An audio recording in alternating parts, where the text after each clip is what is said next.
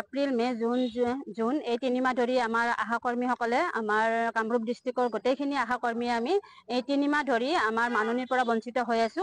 আৰু কি কাৰণে আমাৰ মাননিত এই 3 মাহ ধৰি তেখেতসকলে আমাক মোকলাই দিয়া নাছিল, এই বিষয়ে আমি জানিবৰ কাৰণে আজি সঞ্চালক মহোদয়ক লগ ধৰিলো। তেখেতে আমাক ইতিমধ্যে জনালে যে মাননীয় ফাণ্ড নাছিলে, এতিয়া ফাণ্ড আহিছে, আজিয়ে আমাৰ ফাণ্ডটো মোকলাই কৰি দিব। এইখিনি তেখেতে আমাক আশ্বাস দিলে। আৰু লগতে আমি তেখেতক এটা কথা জনালো যে আমি যোৱা কভিডত কাম কৰা সকলো আশা বান্ধৱীয়ে সমানে কাম কৰিছো, কিন্তু কোনোবা PHC মানে যি আমাৰ 22,000 টকা ঘোষণা কৰিছিলে চৰকাৰে, আমাৰ ঘোষণা অনুযায়ী কোনোবা PHC 9,000 টকা পাইছে, কোনোবা PHC 6,000 টকা পাইছে। আৰু এইটো কি কাৰণত হৈছে আমি তেখেতক এই বিষয়ে আমি অৱগত কৰালো, তেখেতে অনুসন্ধান কৰি আমাক জনাম বুলি কৈছে। আৰু আমাৰ যেন তেখেতক আৰু আমি অৱগত কৰালো যে আমাৰ মাননিটো আজি ধৰক যি 3,000 টকাই হৈ আছে, তাৰ কোনো আমাক এতিয়ালৈ বঢ়াই দিয়া নাই। আৰু তেখেতে যেন আমাৰ মাননিটো বঢ়াই দিয়ে, সেইকাৰণে আমি তেখেতক আজি অৱগত কৰালো। এইখিনি আছিল আমাৰ আজি মানে।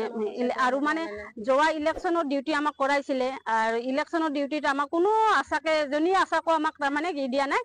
তাৰ মাননিত আমাক যি মানে পাব লগা পইচা বা কৰ্ম কৰাৰ কাৰণে যিটো পইচা আমাক দিয়াৰ কথা কৈছিল, এটা মজুৰি, সেই মজুৰিটো দিয়া নাই। আৰু সেই বিষয়ে আমি তেখেতক আজি অৱগত কৰালো। ফলাফল এতিয়ালৈ ওলা নাই। আমি মেইন 6টা দাবী লৈ আমি আন্দোলন কৰি আহিছো। প্ৰথমতে আছিল আমাক মাননিৰ সলনি মজুৰি প্ৰদান কৰিব লাগে, কাৰণ মাননি দিয়ে আমি মাননি পোৱাৰ কামৰ আমি যোগ্য হৈ থকা নাই, আমি নিশ্চয় মজুৰি যোগ্য হৈছো। আমাৰ আচাৰ ওপৰত যিমানখিনি কাম জাপি দিছে তেখেতসকলে, আমি সকলোবোৰ নিয়াৰিকৈ পালন কৰি আহিছো। সেয়েহে আমি দাবী কৰিছো আমাক মাননি নালাগে, আমাক মজুৰি লাগে। আৰু তেখেতলৈ যদি আমি সেইটোও এটা উল্লেখ কৰিছো, তেখেতসকলে যদি আমাক মজুৰি দিব নোৱাৰে, অন্ততঃ মাননিটো আমাক 10,000 টকালৈ বঢ়াই দিয়ক, আমি তেখেতসকললৈ এইটো অনুৰোধ জনাই আহিছো।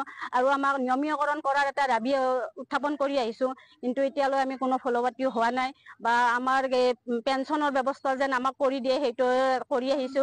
সেইটো আমাক এতিয়ালৈ মানে ঘোষণা কৰিছে, আৰু পেঞ্চনৰ 2 লাখ টকা আমাৰ দিয়াৰ কাৰণে এটা ঘোষণা ওলাইছে, কিন্তু কিমান দূৰ চাকচেছফুল হ'ব পাৰো এতিয়ালৈ আমি আৰু মানে এতিয়ালৈ গম পোৱা নাই, আৰু হ'ম নে নহম এইখিনিয়ে আমাৰ।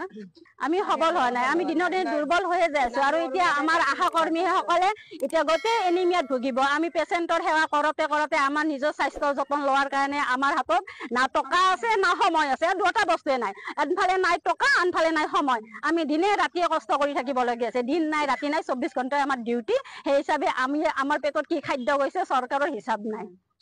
আমি মাহিলী ইনচেন্টিভ খিনি পোৱা নাছিলো কাৰণে কৰিলো। তাৰ লগতে আমাৰ ভালেখিনিও ক্ষোভ আছে। যিখিনি আমাক ইনচেন্টিভ দিয়ে 3,000 টকা, 3,000 টকাই 2006 চনৰ পৰা মানে এতিয়ালৈ 3,000 হৈ আছে, কিন্তু তেওঁলোকে বজাৰ মূল্য কিমান বঢ়াইছে। সেই মূল্যত আমি 3,000 টকাৰে এতিয়া মানে চলাটো আমাৰ অকল আমি নিজেই চলিব নোৱাৰো, গতিকে আমাৰ পৰিয়ালৰ কথাটো আহিয়ে নপৰে। তাৰপিছত চাবচোন চৰকাৰে কি কৰিছে, যিবিলাক মাইকী ঘৰত বহি আছে, তেওঁলোক ঘৰত বহা মহিলাখিনিক মাহৰ 9 তাৰিখে মানে কোনো অলপো পলম নকৰি তেওঁলোকক অৰুণোদয় আঁচনিৰ 1250 টকা এটা দিয়ে। কিন্তু আমি আশা কৰ্মী বিলাকে দিন ৰাতি একাকাৰ কৰি ডিউটি কৰি আছো, অথচ তেওঁলোকে সময়মতে আমাক মানে সেই সামান্য মাননি খিনিও নিদিয়ে। ঘৰত থকা মাইকী খিনিক দিয়ে, কিন্তু ইমান কামৰ বজা জাপি দিছে আমাক এটাৰ পাছত এটা, কিন্তু আমাৰ মাননি মানে এতিয়াও বঢ়োৱা নাই, নবঢ়াই। নাই, আমি এতিয়াও মানি নলওঁ। আমিও মহিলা হয়, আমি আনৰ কাম কৰি কৰি আমি নিজৰ অৱস্থা আমাৰ বেয়া হৈ গৈছে। গতিকে আমি এনেকুৱা হৈছে, আমি তেওঁলোকৰ এটাৰ পাছত এটা এনেকুৱা কাম জাপি দিছে, যাৰ বিনিময়ত আমি নিজৰ স্বাস্থ্যৰ যতন ল'ব নোৱাৰা হৈ গৈছো। নাই নাই, একো নাই। বেলেগে মানে যেতিয়া যাব, গাঁও বুঢ়াৰ ওচৰত যাব বা PRI মেম্বাৰৰ ওচৰত যাব, তেতিয়া তেওঁলোকে কব আশা কৰ্মী হয়, চাকৰি আছে তেওঁলোকৰ, চৰকাৰী চাকৰি আছে, গতিকে তেওঁলোকে আঁচনি নাপায়। চৰকাৰী ঘৰো নাপায়, অৰুণোদয় আঁচনি নাপায়।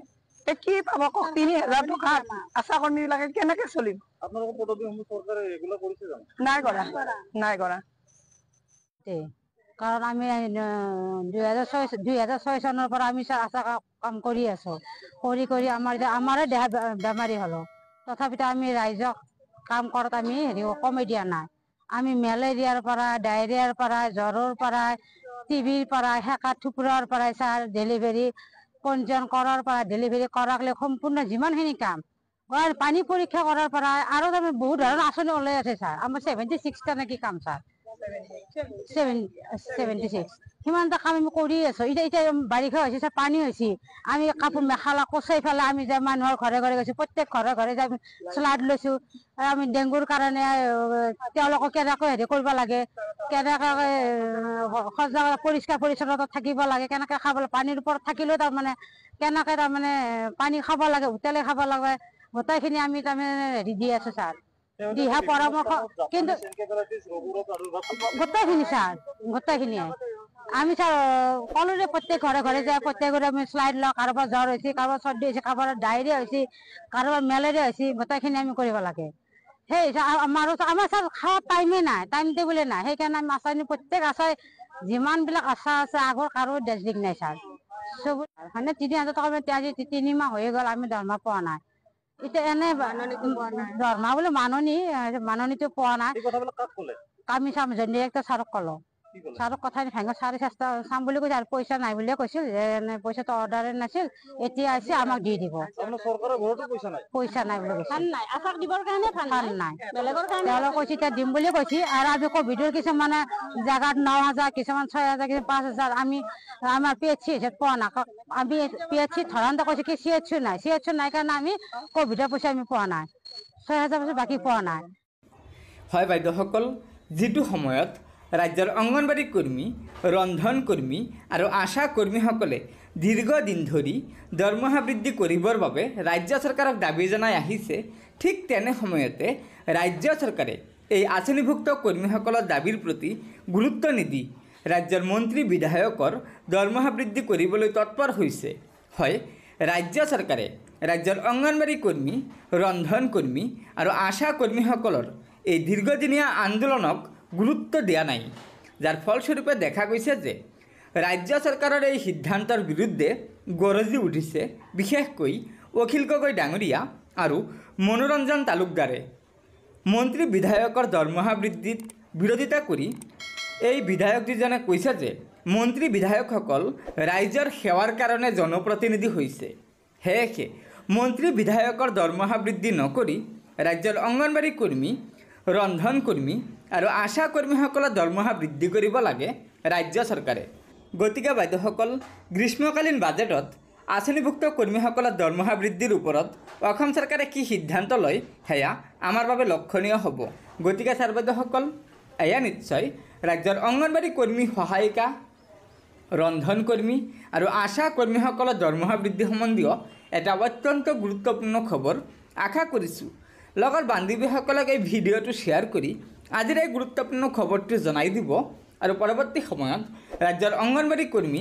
আশা কৰ্মী আৰু ৰন্ধন কৰ্মীসকলৰ বিভিন্ন খবৰসমূহ পোনপ্ৰথমে পাবলৈ অনুগ্ৰহ কৰি আমাৰ এই চেনেলটো ছাবস্ক্ৰাইব কৰি ল'ব গতিকে আজিৰ ভিডিঅ'টো ইয়াতে সমাপ্ত কৰিলোঁ ধন্যবাদ জয় আই অসম।